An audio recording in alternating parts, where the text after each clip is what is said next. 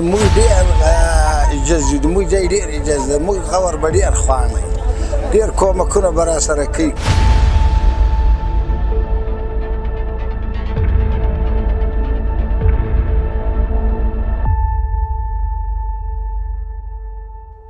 ناوې ته دغه دوم وارس د میډیا راځي خو د امن د کوم چې امن ته خوشحاله شو او امن ناوې ته راغی یا او افغانستان ته راغی اما چې دا نورې برخې هم دغسې سي.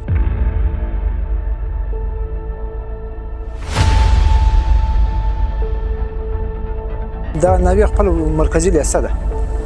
تاسې خیمې وینئ مخکې تعمیر هیڅ شی نه و. په لومړي سر کې موږ په اتاقو کې یا په دوکانو کې تدریس کوو. له هغه وروسته بیا د یونیسف لخوا دغه خیمې ودرول شولې. پخوانی تعمیر یې تاسې ونیئ ویجاړ ده.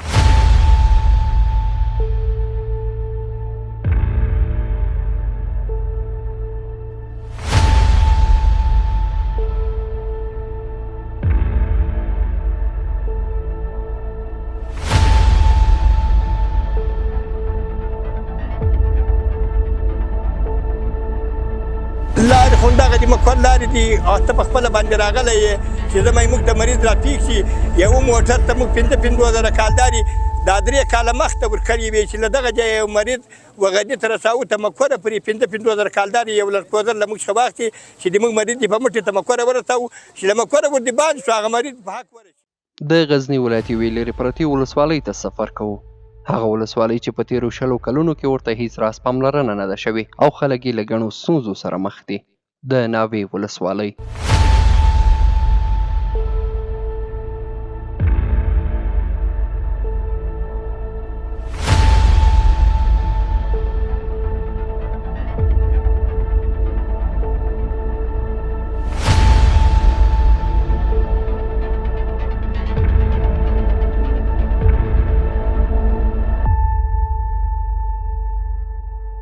وروسته له 4 ساعت مزله د ناوې ولسوالۍ ته ځو.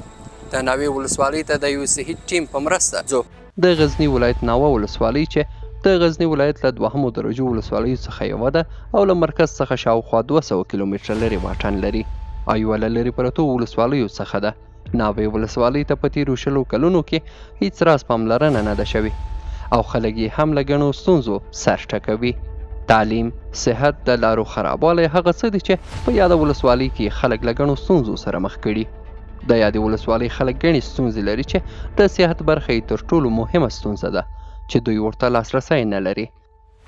ناوه ولسوالۍ یوازې یو روغتیایي کلینیک لري چې د یادې ولسوالۍ سربیره له نورو ولایتونو لکه پکتیکا او زابل همسرحده ولسوالیو هم ناروغان ورته مراجعه کوي.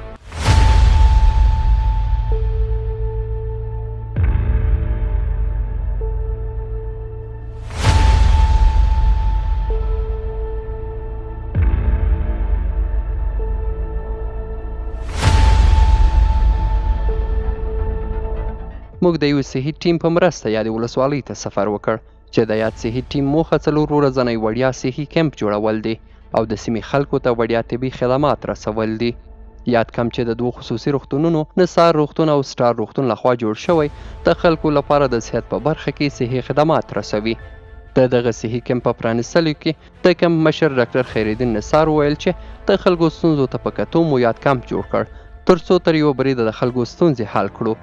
نوموړي زیاته کړه چې بیا هم هڅه کوو ترڅو داسې نور کمپونه جوړ کړو. داسې مسؤلیتونه خو موږ هم ډېر دي او هلته هم ډېره دي او ستاسې حق پر موږ همیشه ده. موږ احسان نه بولو، دا زموږ خپله منطقه ده. هر وخت چې زموږ وس وسي او الله تعالی وس راکړي موږ به راځو له خپلې منطقې ته په صحي بخش کې، تعلیمي بخش کې، هر بخش کې چې زموږ وس ورسېږي هلته چې د ناوې مشران دي د هغو هم همدغه غوښتنه ده. د ډاکټر صاحبانو کور ودان چې له موږ سره راغلي دي دلته د هغو مشرانو دا غوښتنه وه چې زموږ منطقه د صحت له خوا نه پاتې ده او هغه هم هلته کوشش کوي انشاءالله چې دلته صحي خدمات نور هم وړاندې کړي او نور هم جوړ شي. او موږ خو د دې منطقي یو، احسان نه بولو. زموږ په وس باندې موږ به همیشه همدغه ټیمونه دلته راولو او خپلو ورونو خویندو پلرونو ته به خدمت کوو او دا زموږ یو وجیبه ګرځي. د سیمې اوسیدونکي هم د یاد کمپ پر جوړېدو ډېر خوښ برېښي خو وایي چې دغه خدمات د دوی لپاره بسنه نه کوي. هغه ستونزې چې دوی د روغتیا په برخه کې لري دغه یو کلینیک یې نشي حل کولی. دوی همدارنګه له حکومت او نړیوالو مؤسسو څخه غواړي چې د دوی لپاره معیاري کلینیک جوړ کړي ترڅو تر یوه حده د خلکو ستونزې حل شي. نوم مې غلام حضرت ناوې ولسوالۍ څخه خبره کوم. موږ بیخي ډېر زیات خوشحاله یو چې دا ډاکټران راغلي دي، موږ ته خدمت کوي. د ناوې یو سرحدي ولسوالي ده، دلته تر اوسه داسې پلاوی نه ده راغلی. متوخه ډېر خوشحاله یو، ټول خلک خوشحاله دي په دې باندې چې دا ډاکټران راغلي دي او دا خلک ډېر له مشکلاتو سره مخ دي. نور بس له مریضیو سره مخ دي، د اقتصاد صفر ده. تواخه نشي کولی چې مریض تر خپله ځایه پرې ورسوي، یا غزني ته یا کابل ته. ډېر د اقتصاد لخوا لوېدلي خلک دي. تواخه دلته داسې دغه نه لري چې دوی اوس مریض تر یو ځایه ورسوي. د ناوې په ولسوالۍ کې رسمیت دا یو کلینیک لري، بل کلینیک خو دلته رسمیت نه لري. یو کلینیک هلته بل پخس ده، د کلاخان بازار یې بولي، په هغه بازار کې هم د دې څانګه شته. دا د ناوې د خلکو دپاره کفایت نه کوي. داسې اوس وخت په وخت باندې دغونه زنانې هم راځي، رنځوران هم دلته ډېر دي. خو موږ غواړو چې ښه ډاکټران دلته راسي، ښه ماهره ډاکټران راسي د زنانهو دپاره، د مردانهو دپاره. دا خلک ډېر لوېدلي دي، ډېر مسکینان دي، ډېر غریبان دي چې هېڅ پر دې قدرت نه لري چې دوی د ډاکټر ته هغه ځای پورې ځانونه ورسوي.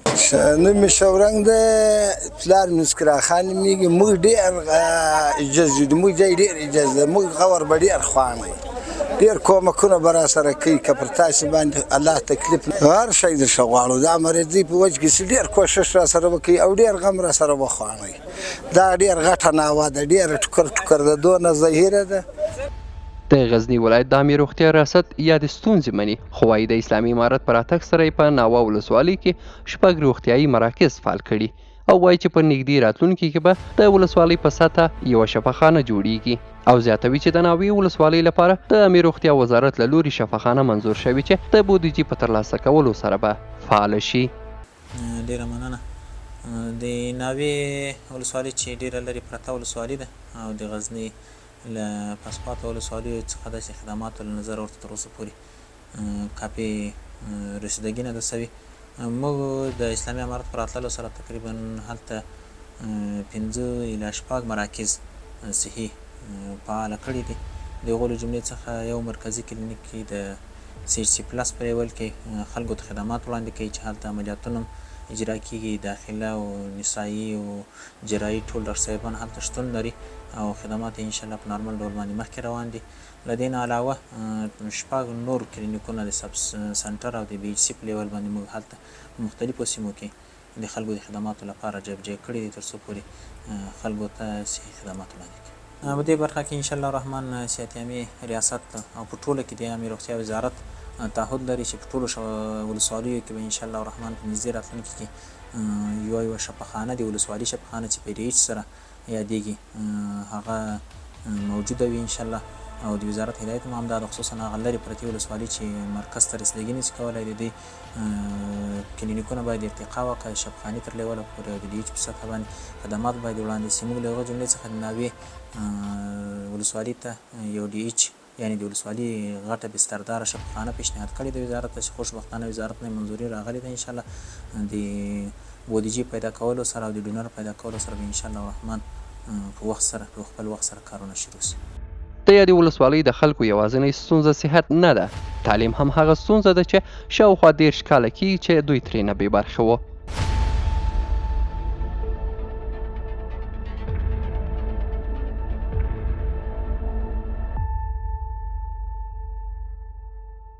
ناوه ولسوالۍ یوازې یوه مرکزي لیسه لري چې تعمیر یې د تیرو جګړو خوراک شوی او په کنډواله بدل شوی. زده کوونکي تر خیمو لاندې زده کړې کوي او هیڅ راز تعلیمي اسانتیاوو ته لاسرسی نه لري. د دغه لیسې مدیر حکمت الله وایي چې یاده لیسه کې یوازې د لومړنیو ټولګیو زده کوونکي زده کړې کوي. د نورو ټولګیو لپاره دوی په کافي اندازه ځای او استادان نه لري. د نوموړي په وینا زده کوونکي نه یوازې دا چې کافي ځای نه لري، د کتاب، قرطاسي او پاکو اوبو په برخه کې هم له ګڼو ستونزو سره مخ دي. په ناوې ولسوالۍ کې مرکزي لیسه چې د ناوې په نامه ده، دلته خپله دنده پر مخ وړم او دا ناوې خپله مرکزي لیسه ده. تاسې خیمې وینئ، مخکې تعمیر هېڅ شی نه و. په لومړي سر کې موږ په اتاقو کې یا په دکانو کې تدریس کول. هغه وروسته بیا د یونیسف لخوا د خیمې ودرول شولې او پخوانی تعمیر یې تاسې ونیسي ویجاړ ده. مخکینی تعمیر یې تاسې ونیسي هغه ټول ویجاړ ده. نو اوس له دغه خیمو څخه د تدریس لپاره استفاده کوو. دا خو لیسه ده. لیسه خو نو تاسې هم خپل هم پوهېږئ چې له اول څخه تر 12 ټولګي پورې وي، خو دلته اوس له اول څخه تر 6 ټولګي پورې یعنې ابتدایه ده. نور لوړ شاګردان ځای نشته، خیمه نه لرو چې کېنوو. په 9م صنف کې، په 8م صنف کې، په 9م صنف کې موږ تقریبا 3 4 5 الی 6 شاګردان درلودلو، خو هغه موږ جواب کړي دي په دا خاطر چې ځای نشتون ده او استادان هم کم بودي. تقریبا موږ 8 دانې استادان لرو. نو دا له 4م څخه تر 6م صنف پورې په تقسیم اوقات جوړیږي، د مضامینو لپاره جوړیږي. مثلا د ریاضي استاد ځان ته، د فزیک استاد ځان ته، د ټولنیز استاد ځان ته. نو بیا چې موږ هغه مضامین په استادانو باندې تقسیم کړو، د استادانو کمبود رامنځته شو. نو دغه 6 صنفونه فعلا فعاله دي. په راتلونکي کې لرو کېدای شي نور استادان هم پیدا شي. ناوې تقریبا 50 بسته درلودلو، خو هغه نور ولایتو ځینې وړي دي. نو مشران پسې دي، کېدای شي هغه مشکل عمل شي. کتابونه بیخي کمبود دي، یعنی کتابونه ډېر کمبود دي. دلته اوس موږ ځینې کتابونه دي هغه په شاګردانو باندې رانیسو. شاګردانو ته دغسې یو خط ورکوو، د کتاب نوم ورکوو، مثلا چا لیکلی ده، چیرې لیکل شوی ده، چا ژباړلی ده، بیا شاګردان په کتابخانه کې رانیسي. نو دلته که چیرې موږ تاسې وګورو د ناوې وضعیت، اقتصادي وضعیت، هغه هم بیخي د بهبود وخواته ده. یعنې 50% خلک یې غریبان دي. نو دا د کتاب رانیولو وس هم دوی نه لري. یعنې که چیرې موږ ته تعمیر فعاله شي، نور هغه له ریاست څخه خواست کول یا درخواستي کول، هغه به موږ د معارف امیر صاحب ته پیشنهاد وکړو چې هغه له دوی څخه خواست وکړي تر څو موږ ته نور استادان راکړي په دې برخه کې. هغه د لیسې ټول سیسټم موږ پر مخ بوځو او دې ته ډېر لیواله یو.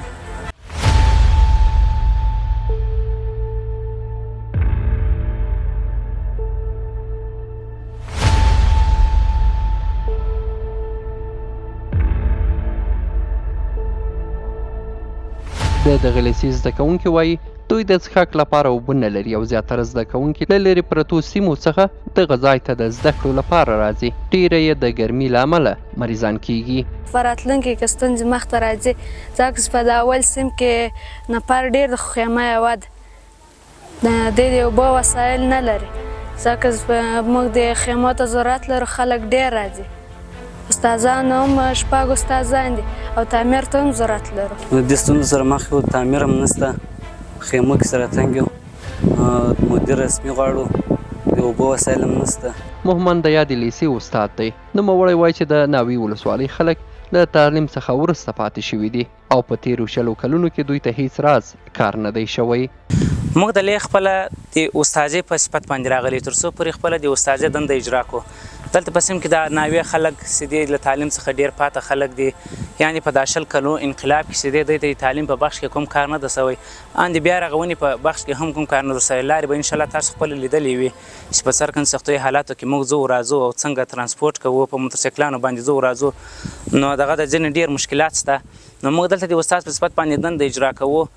د ناوې ولسوالۍ اوسیدونکي زده کړو ته ډېر لیواله دي، خو د شته ستونزو له امله نشي کولی چې خپل اولادونه ښوونځیو ته ولېږي. باره کې د قلم په باره کې د یو شي د معلم قضا معلومان موږ ته نه وای راغلي.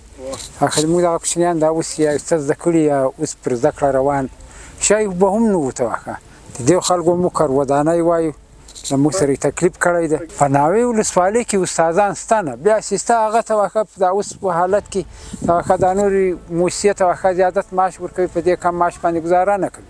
تعلیم مهارت د تعلیم او تربیې په باره کې، د لارو په باره کې، د دې کوچنیانو د تکلیفو د زحمتو په باره کې ته واښه د دې خلکو موږ شکردانۍ وایو چې اوس نن د باندې موږ کوچنیانو ته راغلي دي دغه او دا تعمیر دی را جوړ کړي، دا وینې ته واښه په ځای باندې موږ کوچنیان به یو توری سبق ووایي. د جمهوریت په دوران کې د مکتب په نه شتون کې دلته که څه هم مکتب نه و، خو خلک ورته ډېره لیواله وو. خو ځینې ستونزې وې، امنیتي ستونزې وې چې دلته استادان نه ولو. د خپل ناوې سهن ته په کتو سره دوی استادان نه درلودو. خو اوس چې موږ کله رالو چې رسمي مکتب په ناوې کې مو فعاله کړو، دا خلک مو وګورو په سلو کې پوره 90% دوی لیوالي د څو پورې بچیان تعلیم کوي، تعلیم ته بچیان هڅوي.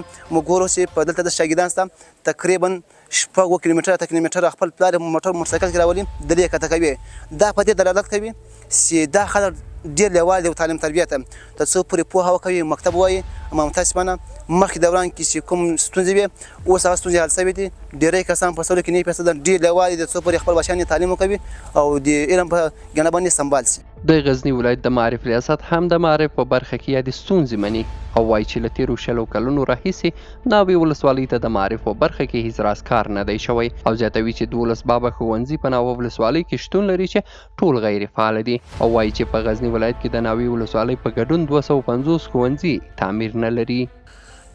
د ناوې په ولسوالۍ کې چونکې یو لرې پرته او محرومه ولسوالي محرومه به په دې معنا ورته وایو چې په تېر وخت کې هغه حکومتونو ورته توجه نه ده کړې په یو صورت یې نه ده ورته کړې نو خو لله الحمد د امارت په راتګ سره په همدغې ولسوالۍ کې تر توجه لاندې ده او ورته متوجه دي لله الحمد 12 بابه مکاتب موږ هلته لرو خو دی غیر فعال د غیر فعالیدا وجې البته یو دا ده چې په تیر نظام کې د هغه بستونه نورو لیسو ته انتقال شوي دي چې اوس دغه مکاتب هلته بستونه نه لري دا یوه او دوم علت د نه فعالیدا دا ده چې هلته مسلکي استادان هم نه لرو ډېر له کمبود سره مخ یو او یوه مرکزي لیسه یې ده چې د هغې دپاره په سږ کال کې 12 بستونه ورته راوړل شول د هغې دپاره هم استادان هم ډېر تکلیف باندې را پیدا کړو هغه طرز العمل چې د محروم وشمو دپاره د وزارت له مقامه ریاستو ته لېږدول شوی ده د هغه په اساس باندې 12 استادان حتی له نورو ولسوالي وو چې په تکلیف باندې را پیدا کړو نو همدغه یوه مرکزي لیسه یې اوس فعاله ده او د 2 مکاتبو دپاره یا ابتدایي ښوونځیو دپاره نور هم ضرورت شته موږ ته یو اوراق راغلی د خلکو احتیاج را سره شته هغه به انشاءالله رسمي کو ایجاد به کو او په دې ته په تلاش کې یو چې دغه یا نوي بستونه د وزارت له مقامه ورته را انتقال کړو پیشنهاد مو کړی ده څه وعده هم را سره شوې ده شاوخوا د 50 بستونو په مورد باندې چې د هغې جملې چې 12 راغلي دي او دا نور به انشاءالله راشي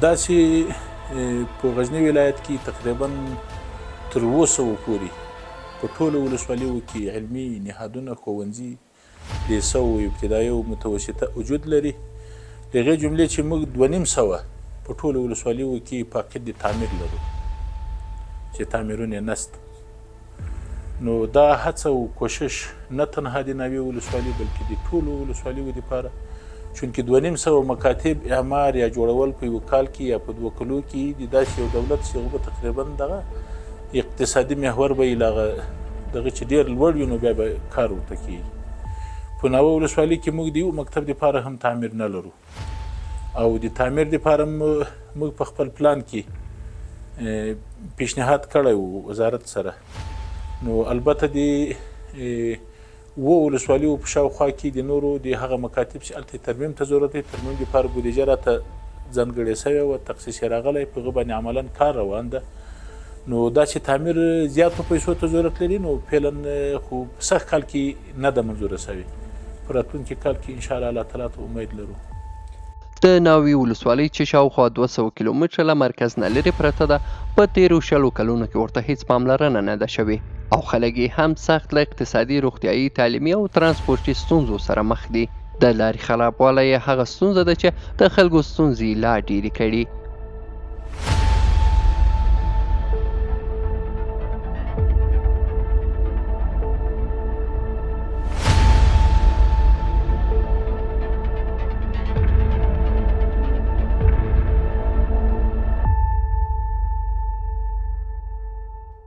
همدا ستونزې د موږ دا د چې دلته د موږ دا لار نسته سړک هم کچه ده له مرکز څخه ډېر لرې یو تر ناوې تر مقبره هم چې مریض رسیږي نو هغه اکثره وخته پر لار باندې مړه کېږي او هاخوا ته سیمې د موږ د پوټي سیمه یا له هغو څخه ایسته ترهي سیمه هغه په ګانټو لرې ده نو موږ د لارې ستونزې لرو د صحت ستونزې لرو چې د موږ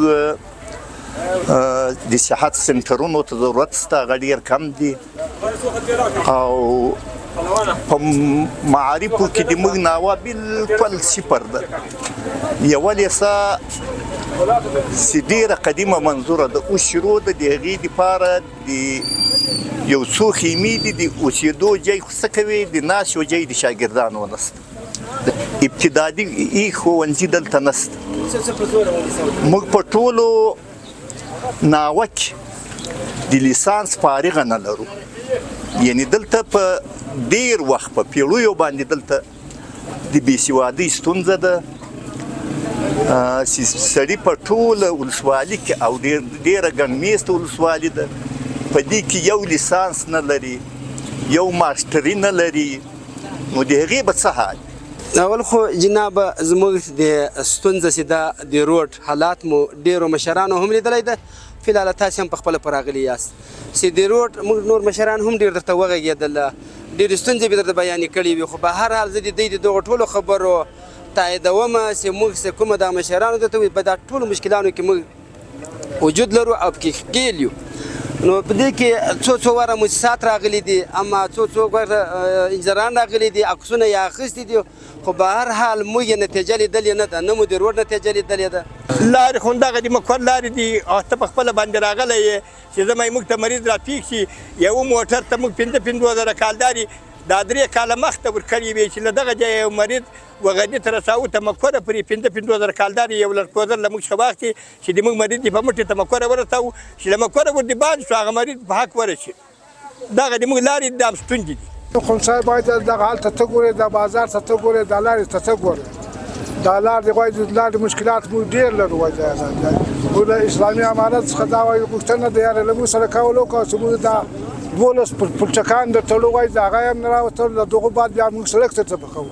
نو موږ د دغه څخه امارت څخه دا غوښتنه ده چې دا سړک وایي د هغه ځای پورې جوړ کړي. دغه کې هم دغه غوښتنه چې موږ ته دغه ځای جوړ کړي، وایي د مکتب راته جوړ کړي، ودانۍ راته جوړ کړي. اوس خو په عالمي په دا خیمو کې گزاره کوو وایي د اسلامي امارت څخه موږ دا غوښتنه ده چې موږ ته وایي د مکتب وایي د تعمیر را جوړ کړي، وایي د ځای را جوړ کړي، شالکان سبق کې وایي د معلمان وایي په خپل ځای سره کې وایي اوس خالي خیمې د شپږ دانې خیمې د مجبورۍ کې سکول کې وایي د مکتب کې وایي. د سیمې د اوسیدونکو په وینا چې د لارې خرابوالي له امله یې اکثره وخت هغه ناروغان چې باید مرکز ته ولېږدول شي په لاره کې خپله ساه ورکوي، او د ژمي په موسم کې خو بالکل د دوی اړیکه د ترانزیت له امله له مرکز سره پرې کیږي، او د میوو د حاصلاتو پر وخت یې هم ځمکني حاصلات چې د دې ولسوالۍ یوازینۍ د عایدو سرچینه ده له منځه ځي.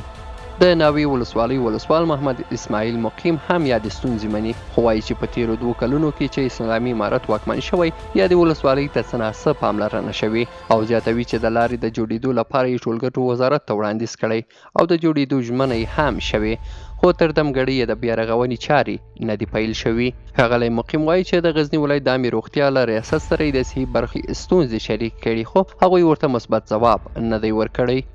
ښاغلی مقیم له مرکزي حکومت غواړي چې د ناوې ولسوالۍ خلکو ته باید په هره برخه کې پوره پاملرنه وکړي، او دا د یو اسلامي حکومت وجیبه ده چې خپل ملت ته کار وکړي.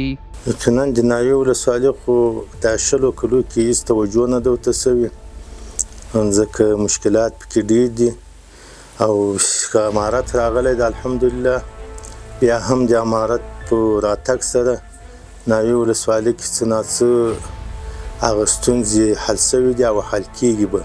نو خو ناوې ولسوالۍ ډېره لرې ولسوالۍ ده، مشکلات پکې ډېر دي، مثلا تعلیم په سطحه کې مکاتب نشته، تعمیرونه نشته، حتی معلمان هم لا وجود نه لري ځکه. او بل دا سړک چې ده دغه ناوې لاره ډېر مشکلات لري چې ډېره خرابه ده، غالبا تاسو به پرې راغلي م یاست، درته معلومه به وي. بیا په داسې وخت کې چې ژمی وي، خو ژمي کې بیا مشکلات د یوې لارې بیخي اضافه دي، ځکه دغه تګ و راتګ د دې خلکو نشي کېدی. دلته د مریضان یو خو دا ساحه ډېره لري، د بلې لار بیخي خرابه ده. په ژمي تېر زمین دونه مشکلات ول چې په دې لارې دغه تولد زنانه وي اکثره نقصان یې په لارې وسو، ځکه لاره به بنده وله، تګ نه کېدو، اشیلې ولې واوره وله، نو په لاره ستونزې لري. یو وخت دغه غټ مشکل د ناوې یو ساحه ډېره لري د له مرکزه څخه، بلکې له مقر هم لا جین لري ده. او بل په لاره کې ډېر مشکلات دي چې پلونه نه لري، خرابه ده لارې، بیا چې باران وشي یا د ژمي په موسم کې بیا بیخي مشکلات اضافه دي. او بل مشکلات دي شفاخانو، دلته شفاخانه نشته، دا یو کلینیک ده چې په دې کې هم ډاکټران کما حقوقو ډاکټران شته نه. او بل تقریبا دا د ناوې ولسوالي ته د دې کلینیک ته چې دا نامانده کلینیک ته چې دونه پرمختګ هم نشته، پکې ډاکټران هم داسې پکې پیاوړي ډاکټران نشته. تقریبا د 5 ولسوالي اوس دا له ده سره سرحد لري، خلک یې راځي غالبا تاسې په شفاخانه کې پخپله ووینئ چې هغه د وازېخوا ولسوالي د تروو ولسوالي د خوشامند ولسوالي خلک راځي، دې خواته د نوبهارو او هغه بله ولسوالي د زابل مربوط دغه 5 ولسوالي تقریبا دلته دغه شفاخانې ته راځي. نو ستونزې غټه دا ده چې شفاخانه نشته، بلکې دا یو کلینیک ته چې هغه د دې ټولو خلکو ارزو هم دا ده او د موږ هم ارزو دا ده چې ناوې خلکو ته ډېر خدمت وشي، ځکه دوی دا 20 کاله د خدمته څخه پاتې دي. او بل دا هغه سیمه ده چې د مجاهدینو فتح سوي ولسوالي ده چې په اول کې فتح سوي ده. موږ خو ټولو مسیران ته دا هیله ده، درخواست هم ده چې ناوې له خلکو سره دي مکمله همکاري وکړي، ځکه په هر که مریضانو په سیستم کې هم پاته راغلي، که تعلیم په سیستم کې هم پاته راغلي ده. او خود د ولسوالي تعمیر هم د وجود نه لري، اگر که منظور شوی خو ده خو ته اوس هېڅ کار نه ده پرې شوی. تقریبا موږ خو پیشنهادونه د سړک باره کې تر ولسوالي پورې هوایي ادامې وزارت ته مونږ کړي دي، وعده یې کړې ده، وایي منظور شوی هم ده، خو ته اوس یې کار نه ده پرې شروع کړی. او د کلینیک باره باندې خو موږ بار بار د رئیس د غزني چې د لغو سره تماس نیولی، هغه وایي تعداد چې هغه کومه اندازه د شفاخانې هغه په ناوه کې پوره نه ده. خو مشکل دلته دا دی چې په ناوه کې اکثرو خلکو تذکرې نشته، نفوس چې دا نفوس شمېرې خو د تذکرو له وجې کېږي. نو هغه پخوا بیخي دلته تذکرې اخیستل شوي نه دي. تقریبا دا 40 کاله چې دا انقلاب په افغانستان کې راغلی، ناوې په ولسوالي کې تذکرو سیستم نه و، نو خلکو تذکرې نه دي اخیستې. اوس د امارت راغلی ده، احصایې رئیس هم دلې، مدیر هم دلې، اسانتیا هم د تذکرو، نو تذکرې اوس شروع شوي دي. نو په هغه اساس باندې دی وایي نفوس یې کم ده، کن له اصلي ځایو خو نفوس د ناوې تقریبا ته د نورو ولسوالیو تر بعضو خو ډېر ده. موږ خو په مجموع کې له دوی څخه غوښتنه دا ده چې دا خلکو ته په دې پارک سیستم کې، د زراعت په سیستم کې، د سړکو په سیستم کې، د مکاتبو په سیستم کې، د مدارسو په سیستم کې، د شفاخانې په سیستم کې د دې خلکو سره مکمله همکاري وکړي، ځکه دا زموږ اسلامي وجیبه هم دا ده. حکومت د دې دپاره، ځکه دا حکومت خلک خادمان دي، خادم دا معنا چې د دې خلکو به خدمت کوي، نو څونه وس طاقت کوي هغه به خلک نه سپموي. نو موږ له مرکزي حکومت څخه هم دغه هیله ده چې کوم وس او طاقت دی دوی ته میبایست د دې خلکو سره وکړي. یوازې د ناوې ولسوالۍ نه ده چې خلک یې له ګڼو ستونزو سره مخ دي، بلکې د غزني ولایت زیاتره ولسوالۍ له ورته ستونزو سره مخ دي چې په تیرو 20 کلونو کې ورته هیڅ پاملرنه نه ده شوې او د جګړو له امله سخت ځپل شوي. اوس چې اسلامي امارت واکمن شوی او په هیواد کې امن دی، خلک هم له حکومت نه د خپلو ستونزو د حل غوښتنه کوي.